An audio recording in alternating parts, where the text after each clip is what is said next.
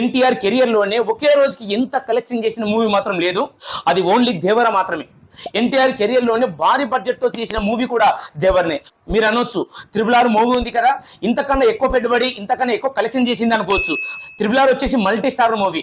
ఆ మూవీకి ఏ క్రెడిట్ వచ్చినా ఇద్దరికి వెళ్ళిపోతుంది. కానీ దేవర అలా కాదు, వన్ మ్యాన్ షోగా ఎన్టీఆర్ నడిపించాడు. దేవర మూవీ సాంగ్ రిలీజ్ అయినా టీజర్ రిలీజ్ అయినా విపరీతమైన నెగిటివిటీ ట్రోల్ చేశారు.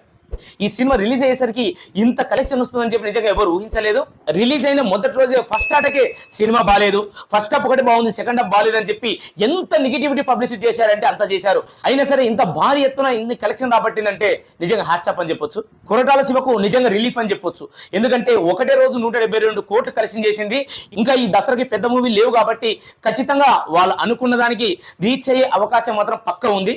ఈ మూవీకి ఎంత నెగిటివిటీ పబ్లిసిటీ తెచ్చినా సినిమా బాగుందనే టాక్ను మాత్రం చాలా వేగంగా తీసుకెళ్లారు.